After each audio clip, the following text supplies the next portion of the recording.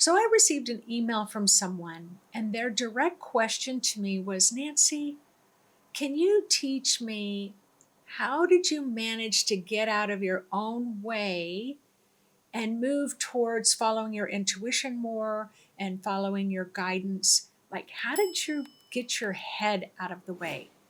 And what I want to share about that is it was not an instant process. It wasn't even overnight. I can tell you it's been a lifelong practice to where now where I am, I can recognize instantly when my head needs to get out of the way because doing anything else is not an option. Have you ever known exactly what you wanted to do, maybe even what you needed to do, but you just couldn't even bring yourself to do it? You could feel the pull of your purpose. Maybe there was a lot of excitement, a lot of enthusiasm. Maybe you could find yourself dreaming about it, or you just couldn't stop thinking about it, and yet you froze. You tried to rationalize. You tried to make a list. And I will promise you that often you're going to make a list of all the reasons why you shouldn't do it. And then there might only be one on the other side of the list that says, because you are being spiritually called to do it. So you do that rationalizing. I'll do it when I have more time. I need a plan first. What if I get it wrong? So these sound like reasonable thoughts, but if I'm being really honest with you, all it is actually fear wearing logic's clothing. And getting out of your own way doesn't mean forcing yourself to be brave. Nope, that's not it at all either. It means becoming aware of the inner tug of war that you're going through between your body, your logical mind, and your spirit.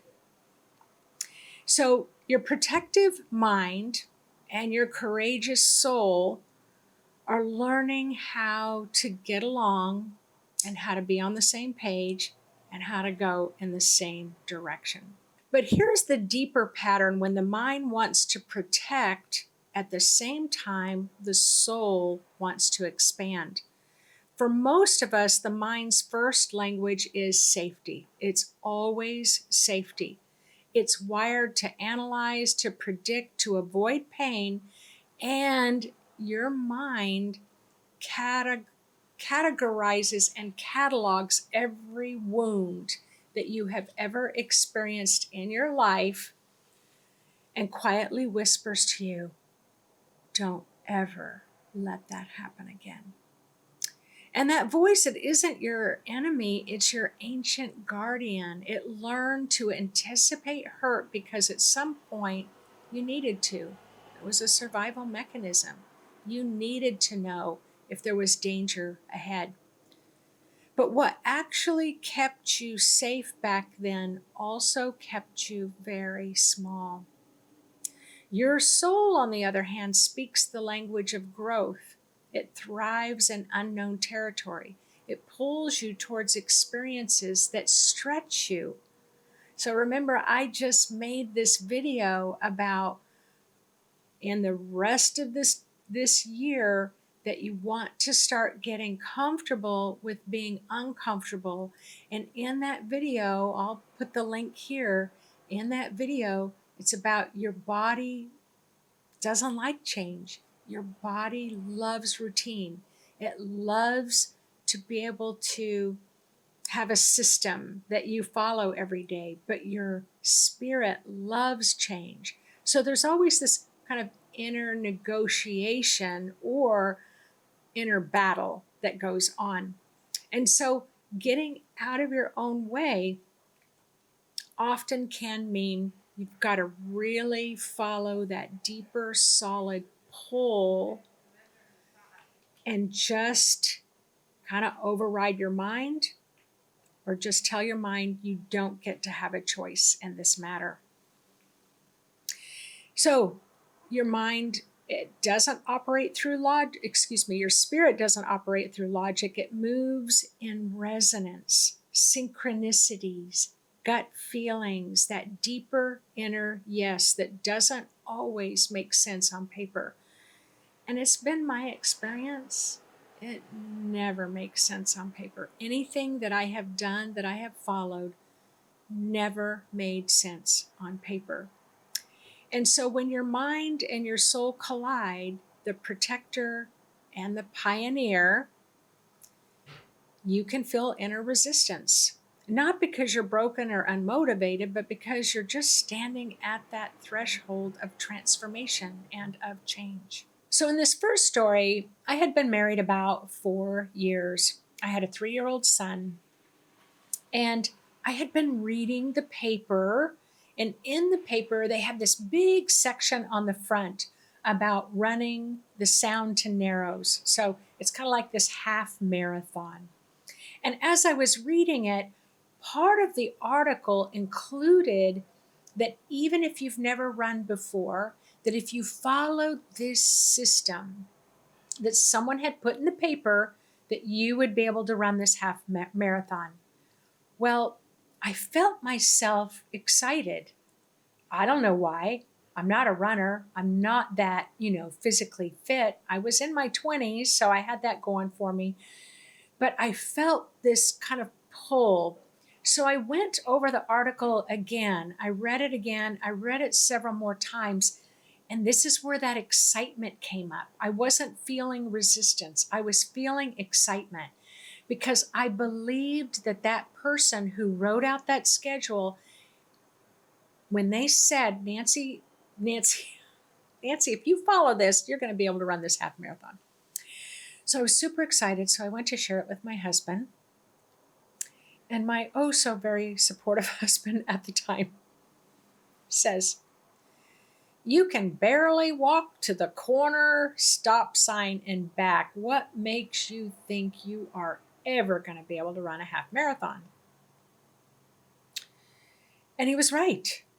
I wasn't very physically fit, but I was excited. And I was going to do it. And so here we went for 6 months because the race was going to come up in the summer, rain or shine. I followed that system to the letter. And so I just went out there running every day. Well, at one point, he decided he was going to start running with me. So it was nice. We would start kind of running together. The half marathon had a lot of hills, so I made sure to include a lot of hills. The bottom line is I ran the half marathon. I was super proud of myself, and I made it. And so I wasn't resistant. I wasn't telling myself I couldn't do it, but I had somebody else telling me I couldn't do it. So I was really curious when making this video that it was about psychologically and energetically, how does that kind of resistance get in the way? Like, what is actually going on inside of us? So I looked it up, and it's like, yeah, psychologists have been studying the inner dynamics for decades. They just use different words than I use when it comes to the energy field. So in human psychology and in neurobiology and in energy consciousness, they all describe the same struggles just in their own language. So I really wanted to share it with you in those 3 categories. So the concept of repression. So these are the things that can get in your way of following what you know, and I call it deep in your bones, you need to do. So repression is when the mind pushes uncomfortable feelings back into the unconscious so that you can avoid them. And when you resist, you end up creating emotional numbness, tension, self-sabotage, and feeling stuck. So when you go to make this decision that you want to make and you want to get out of your way, you kind of have to climb over the numbness and the tension and the stress to get there and to really just listen to your spirit. So the energetic soul perspective is when energy becomes compacted in the energy field, it feels heavy, it feels dull, it feels blocked. Healing comes when you bring in the awareness, when you say yes. And so that's kind of how I did it. When I was reading the paper, I felt really excited. But when I tried to talk myself out of it for all the reasons that, I wasn't actively fit, um, that didn't hold much water. But when I read about doing it and I thought about doing it, I felt super excited. So that's what I ended up doing. Resistance. So if you feel the energy of resistance, what it means is resistance is when you defend against change to stay safe and familiar. It's going to be really cold. I'm going to get sopping wet. I don't have time to fit this in. Like there were a lot of reasons, but nothing measured to the excitement that I felt every time I thought about doing it. And in resistance, when you resist, procrastination comes up, avoidance, and rationalization. But here's the energetic soul perspective. Resistance is simply energy that is telling you, I'm not quite ready yet. And when met with compassion, it loosens up and it flows. And so that's exactly what I did about running. It was like, all right, there's a little bit of resistance. What if I don't know what I'm doing? What if I invest all this time and it never goes anywhere? And eventually I just had to get over myself. So, intuition, when you have intuition, which is what we're really talking about here, you have this rapid, non conscious pattern recognition guided by the body and the emotions. My spirit got excited. I didn't know it was my spirit at the time, but my spirit felt enthusiastic.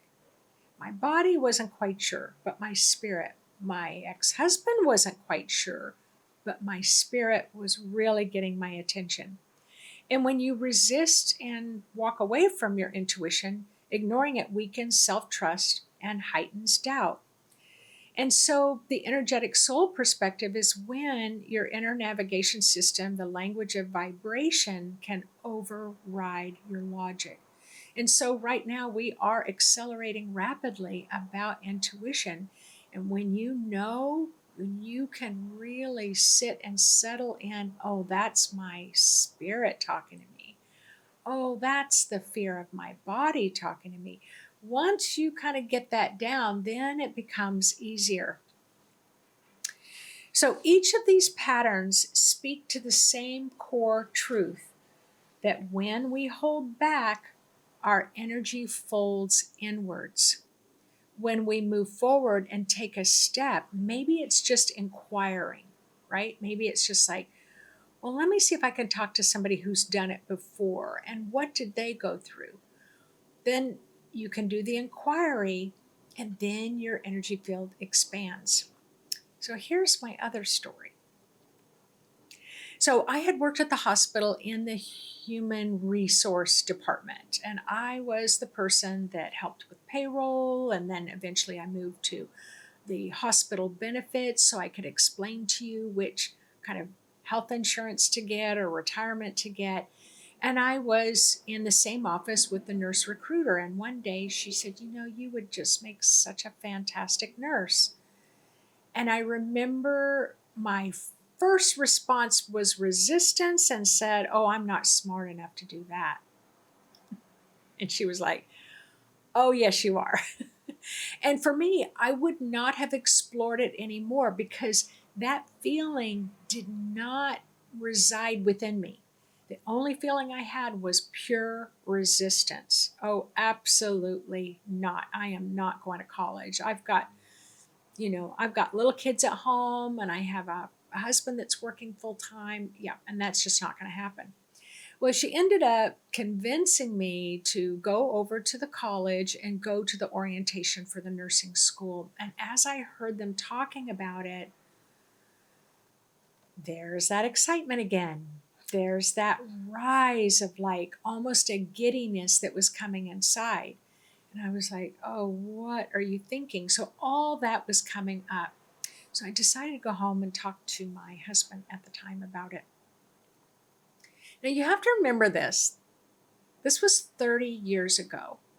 Now it wasn't 40 or 50 or 60 years ago, but it was still during a period of time where your spouse really felt like they had a strong say in what you could do or what you couldn't do. And so I wanted to just talk it out. That's all I wanted to do. Like take the prerequisites first. So anyway, he says, I have a college degree. We only need one college degree in this household. You don't need a college degree. And so I'm like, but I would really like to try it. I'd like to just start taking the classes and see where it goes. And he says, if you register for that college, I'm embarrassed to say this. If you register for that college, I'm going to divorce you. And so I thought, wow, that's kind of a strong response.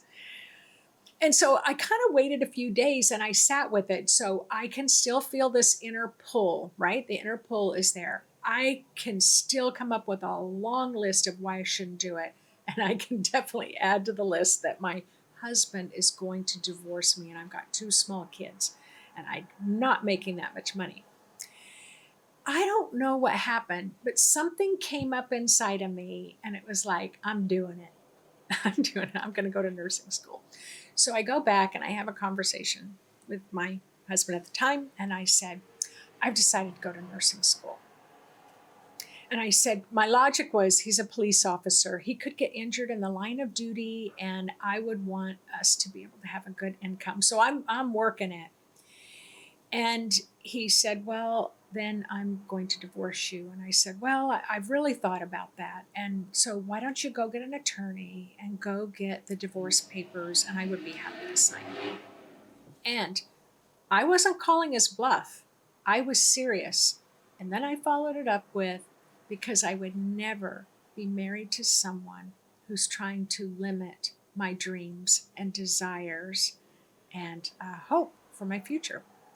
So he didn't divorce me. However, he did stop doing the laundry and the dishes and all that stuff. He was like, well, if you're going to go to college and work and take care of babies, this is your gig, not mine. All right. Energetically, holding back can feel like standing in a river trying to stop the current with your hands. That's when I talk about this pull. You're called. It's like your spirit it's like a big wind that's moving you in a certain direction. I knew it was unstoppable, but I also felt like it was crazy. All right. So you might succeed for a moment to resist it, to stop it, but that effort can really drain you. You can feel fatigued and you can feel lethargic and you just can't get enough sleep. And I know a lot of you are really talking about that right now. So could it be that your spirit is excited, wants to move you forward in some event, but you have put it on the back burner? And I'm not talking about things like nursing school was a really big decision. And I did listen to what was being said about it. And I will tell you, at my graduation, my husband at the time, I don't think there was one person in that room that was more proud than he was of my accomplishments because he saw how hard I worked. So the irony is the moment you stop resisting and you allow yourself to flow, suddenly you're flooded with strength. When you take action, your spirit floods you with enough strength and enough energy to move towards what it is that you are feeling called to do. And because the energy that once powered your fear is now available, that same energy turns into fuel for your freedom. Now, every time you override an intuitive nudge, you create a tiny energetic knot. And those knots can multiply over the years. And no wonder you feel heavy and confused and uninspired and exhausted. The light of your soul starts moving again through your energy field, getting out of your own way is not an act of control, it's an act of surrender. And it's not the collapsing kind, but the holy exhale kind where you finally let your soul put their hands on the wheel of the car. So I have this, I call it Who's Driving Your Car, one of the methods that I teach. And it's like, who's driving your car? Well, I'm going to tell you, way back then, it would have been my husband driving my car. I would have been in the back seat, or I might have been running behind the car. And it was my life. And so, yeah, you can pretend, you can imagine a car and look to see who's driving your car. Is it you? So the other story was, and it was about 30 years ago, and by this time we've been married a long time, like 16 years. And I had a lot of stress, so I decided I was going to start meditating. So I got a book on it, and then I found somebody was teaching a class on it. So I started attending the class, and guess what? I felt a lot better. I was a nurse, I was a hospice nurse, my husband was a police officer, and I felt so like the stress just draining out of me on a regular basis. I learned to like it. Well, it terrified my husband at the time. I know you're going to laugh. If you don't stop meditating in my house, I'm going to divorce you. I don't know why I kept saying that because it never worked before, but I said, what? I'm just sitting quietly. And it's like, there was this fear. So you have to understand, 30 years ago, people had a lot of fear when it came to meditating. So he said, I'm going to divorce you. This time he actually did because I didn't stop meditating. I said, I'm not going to stop meditating because I feel so much better. And then he says, come on, you don't believe in this stuff. You don't believe in this intuitive stuff. Come on, tell me you don't really believe in this. And I'm like, I don't know what to believe, but I can't deny I'm having experiences, right? Like when you have those synchronistic, intuitive experiences, you can't deny them, but you can't explain them either. And so he did. He honestly was afraid, terrified that I was meditating. Well, when I kind of look back on it now, that call that I had, my soul was calling me, and I was building through meditation such a solid relationship with my spirit, there was no going back. I wasn't going to walk away from my spirit for anybody ever, ever, ever again. So I have a lot of stories following that, on my path, like sell everything, become portable, move to South Africa. I've just had story after story after story about this. And what I can tell you is when you make that decision, it's expansive. When you avoid making the decision or you put it on the back burner, it kind of collapses in on you. You don't have any energy. When you do it, you have energy.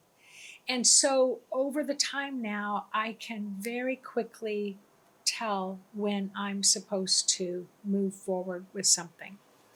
But I will have one more story to share with you. But let me just finish up what I wanted to say here.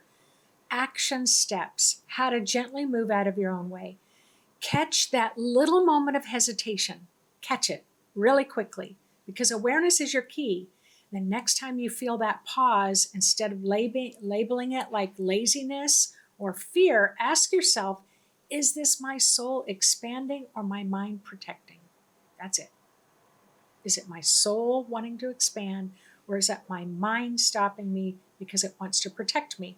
That question alone rewires your awareness in seconds. Next, meet the protector with compassion, your mind. Instead of battling your mind and battling the fear, tell your mind, thank you for keeping me safe all these years. I see you, but I really am safe now. Your nervous system immediately starts to relax when it feels seen and heard. And when you say, I've got this, You just tell yourself, I've got this. You tell your body, you tell your mind, I've got this. I know what I'm doing. I'm going to make sure to protect you and keep you safe. So you will feel that relaxing. Ground in your body, ground your energy field, run your energy, meditate. This is where energy is asking you for movement. You don't have to force it. You just breathe light into those spaces of contraction and let your intuition embody your intuition. And make micro steps forward. So that's what I did. That little running exercise, that was something very, very small that I did.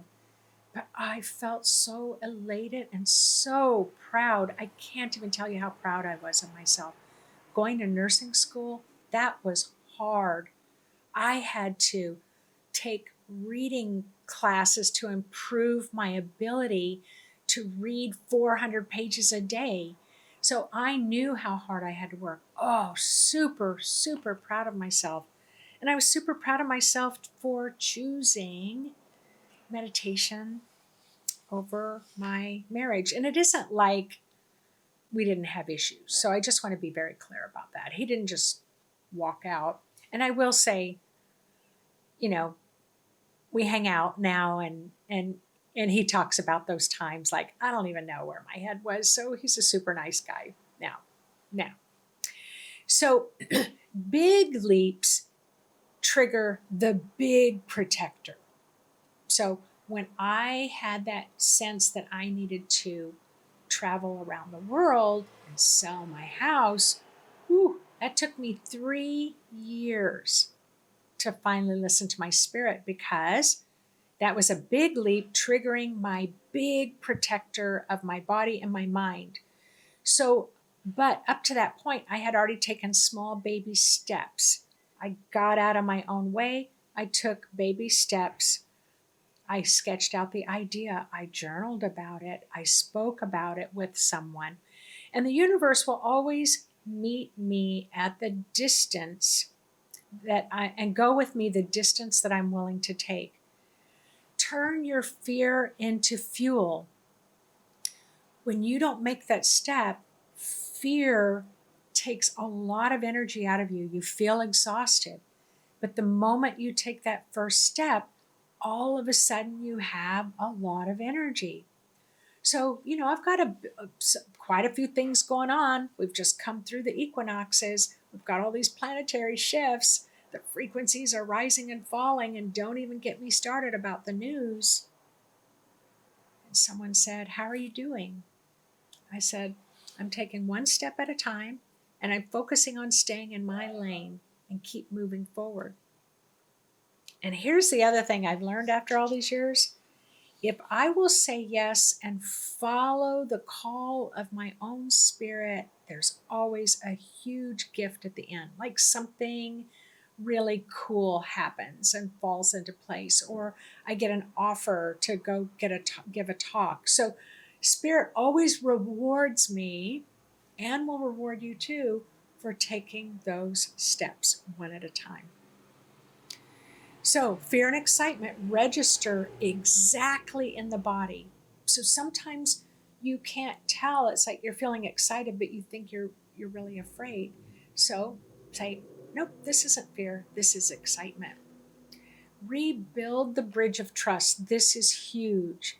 That you want your body to believe you when you say, I'm going to follow my spirit. I'm going to make this step forward. But I'm going to take you with me. I've got your back. I'm going to make sure to nourish you and let you get a lot of rest. You want to start building that trust with your body. So getting out of your own way isn't about silencing your mind. It's about teaching it to trust the wisdom of your heart. Your mind keeps you alive, but your soul teaches you how to live. Each time you step beyond the familiar and follow the subtle inner nudge, you're not betraying your safety. You are expanding your definition of who you are, where safety no longer means avoiding pain. It just means getting rooted in truth. So, If you've been asking yourself how to get out of your own way, or asking me, how did I get out of my own way? Your first step is just to stop fighting yourself and let your mind rest, let your energy move, and let your soul lead you all the way home. So, my last story here that I'll share with you. So, I had lived in a little cabin. There was a landslide, collapsed the cabin. I had nowhere to live. Moved into an apartment where I lived for probably 8 years. And I loved that little apartment. And this isn't that long ago. Lived in that little apartment. I felt safe because it was a landslide that took out my cabin. And I was in it sleeping. I love that apartment building. It had security doors. It was solid brick. Like I got so rattled when I would hear a big truck, roaring down the road, thinking it was the landslide happening again. So there was just this moment where we were trying to find a place where we could rent a house where our dogs could have a yard, because in an apartment building that doesn't work. Okay. So there's this house. We had looked at several houses to rent, but came around the corner and there's a little sign, for sale by owner. And this house looked so haunted. I could do a 3-hour talk about this house and how I got it. So here's the thing. Came in the house, the people said, "Are you interested in buying?" Not at all. No, not at all. And this house is 130 years old and it was condemned. So it was truly not at all. Guess what? I had that feeling, that excitement. I didn't want that excitement. My spirit was excited. I'm trying to tell my spirit to go away. This time it's not my body that's resisting. It's my mind. It's like, what are you thinking? You don't know how to rebuild a house. You don't know how to be a contractor. You don't know. And you don't have any money. But I just kept hearing to make an offer on the house, make an offer on the house. Well, I knew they were going to reject the offer because I didn't have that much money to put down. But they accepted the offer. I listened to the excitement of my spirit, but I negotiated and I said to my spirit, okay, we're going to make an offer on this house, but we know nothing. We got to get a loan. We know nothing about being contractors, but if you get us the loan and you bring the best of the best people that are not going to take advantage of a woman that doesn't know what she's doing, and we'll do it. And they accepted the offer and we got a loan and we had the best people show up to help us restore this house. So I got out of my own way, but I didn't want to. And so I wanted to share that story here with you at the end because it has turned out to be one of the most incredible, beautiful experiences of our life having this home. I just can't even share it with you. So my spirit knew more than I did. My spirit knew I could do it when I didn't think I could. So, Nancy, how did you learn how to get out of your own way? And the simple answer is one step at a time. So get out there and listen to your spirit and talk to your body and just let your body know it's going to be all right. But we're moving. The whole world's moving. All of humanity's moving. The galactic is moving. And so start practicing now. All right, everyone. I can't wait to read your comments in the comment section. And I look forward to reading your story where you managed to get out of your own way and it turned out really, really good. All right, take care, everyone.